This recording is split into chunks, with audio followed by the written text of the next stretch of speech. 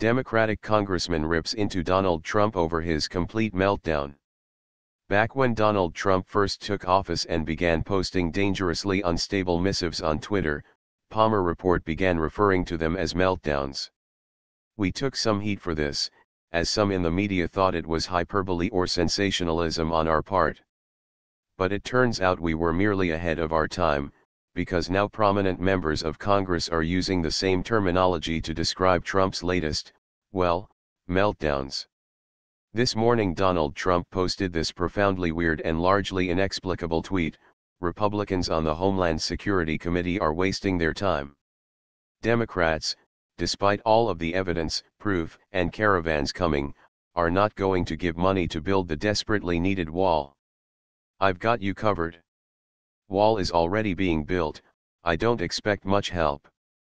There is, of course, no evidence that the wall is already being built, and Trump has no basis for claiming that he now somehow has the funding covered.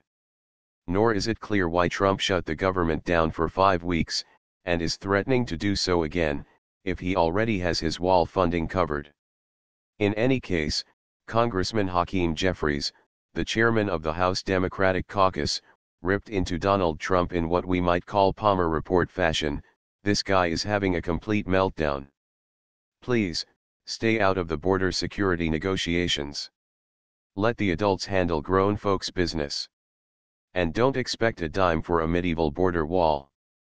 Remember, kids, we were calling out Trump for his meltdowns before it was cool." Good comment. A couple of things now becoming clear, is that the NRA leaders were Putin's facilitators way back, and provided the means for money to be delivered and distributed in support of Trump's run. So that's clear, and their time in the barrel is on the way. As I said in earlier posts, the extent of the reach of Putin's interference has been far more deeply embedded in organizations and with individuals, inside the USA, than anyone would believe. This is all being proven. And it's still being exposed, so even more to come. This supports what I've also said before: the facilitators behind all this, known and unknown, as well as Trump and his family, are Americans, and that makes them traitors, and it makes their actions treasonous. So while I know Mueller has to go for the clear-cut charges, I don't want these traitors to escape the charge of treason. Seeing them go down for perjury under oath when the real charge should be treason, will be a bitter pill to swallow. Better than nothing, but next to murder of your president, this kind of treason is the highest crime on the list, and those who do it should feel the full weight of the punishment available. It should be the death penalty, not life in prison, not 10 YRS, and why should anyone pay to prolong the lives of traitors anyway?